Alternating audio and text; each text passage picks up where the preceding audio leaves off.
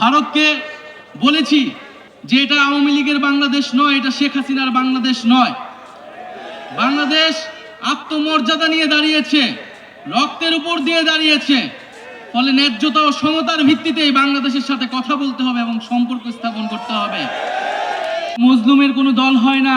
আজকে সকল মজলুম আমরা এক পাটাতনে দাঁড়িয়েছি এবং আমরা মনে করি এই যে আমরা যারা নিপীড়িত হয়েছি, এই নিপীড়িত পরিবার, নিপীড়িত মানুষগুলো আমাদেরকে সবসময় ঐক্যবদ্ধ থাকতে হবে।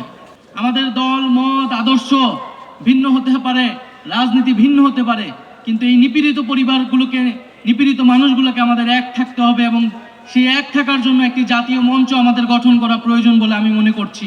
যে আমাদের মানবাধিকার হরণ করা হয়েছিল বিগত সময়গুলোতে, গণতন্ত্রকে হত্যা করা হয়েছিল এবং যত দুঃশাসন, লুটপাট, দুর্নীতি হয়েছিল তার তালিকা করলে শেষ হবে না।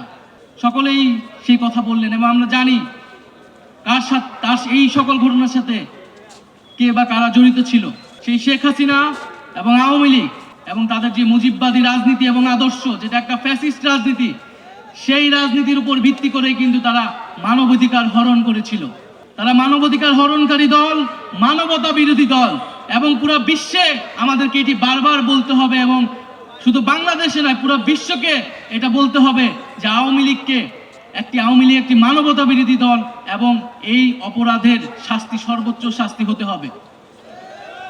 আমরা বলেছি যে এই যে যারা গণহত্যা করেছে এবং এই গণহত্যা শুধু এই জুলাই আন্দোলনে নয়, ক্ষমতার শুরু থেকেই এই মানবাধিকার হরণ এবং গণহত্যার সাথে তারা জড়িত। শেখ হাসিনার হাতে রক্তের দাগ সবসময়ই ছিল, যেমনটা ছিল তার বাবার হাতে।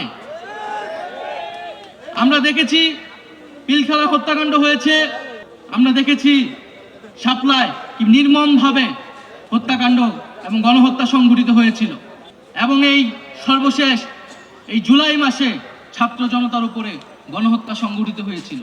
এবং আমরা দেখেছি যে শেখ মুজিব যখন ক্ষমতায় ছিলেন সে একইভাবে বাকশাল কায়েম করে মানবাধিকার এবং গণতন্ত্রকে হরণ করে এবং হত্যা করেছিল। ফলে একটি দল ইতিহাসে যখন দুইবার সুযোগ পেল এবং সুযোগ পাওয়ার সাথে সাথেই তারা বারবার মানবাধিকার হরণ করেছে, গণহত্যা হরণ করেছে, তার রাজনীতি করার বিষয়ে আর কোনো ধরনের দ্বিধা আমাদের কেন থাকবে? আওয়ামী লীগের বিদায় হয়ে গিয়েছে। আওয়ামী লীগকে পুনর্বাসন কারা কারা করবেন বা করতে চান, এখন সেইটা হচ্ছে আলোচনার বিষয়। যারা করতে চান জনগণ তাদেরকেও গণশত্রু হিসেবেই চিহ্নিত করবে এই বাংলাদেশে।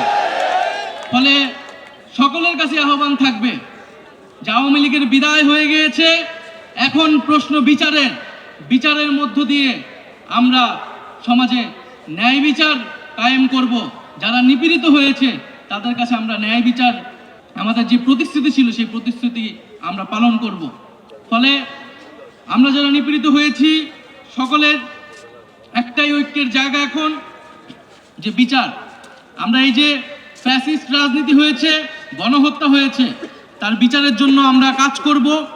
এবং আজকে এখানে যেহেতু বিভিন্ন রাজনৈতিক দলের নেতৃবৃন্দরা রয়েছেন, খুবই দুঃখের সাথে বলতে হচ্ছে এবং আপনাদের প্রতি আহ্বান থাকবে যে বিভিন্ন জায়গায় এই যে শহীদ পরিবারের করা মামলাগুলো, সেই মামলাগুলো নিয়ে মামলা বাণিজ্য হচ্ছে এবং এটি আমাদের খুবই দুঃখের বিষয়। আমাদের এই শহীদ পরিবারগুলো কিন্তু আমাদের আবেগের জায়গা এবং সেই মামলাগুলোকে নিয়ে যারা মামলা বাণিজ্য করছেন, আপনাদের প্রতি আহ্বান থাকবে আপনারা দলে কঠোর হবেন। কোনো দলের কর্মী যাতে এই ধরনের অপকর্মের সাথে জড়িত হতে না পারে। যারা মামলা বাণিজ্য করছে, যারা চাঁদাবাজি করছে, যারা আওয়ামী লীগকে পুনর্বাসনের চেষ্টা করছে, তাদের বিরুদ্ধেও কিন্তু ছাত্র জনতা ঐক্যবদ্ধ আছে। ফলে প্রিয় বন্ধুগণ, আজকে বাংলাদেশ একটি নতুন ইতিহাসের পাটাতনে দাঁড়িয়েছে। আমরা আজকে এই আন্তর্জাতিক মানবাধিকার দিবসে স্মরণ করছি আমাদের সকল শহীদদের, আমাদের সীমান্তে যে শহীদ হয়েছে এত বছর ধরে আমাদের ভাই ও বোনেরা, সেই শহীদদের আমরা স্মরণ করছি।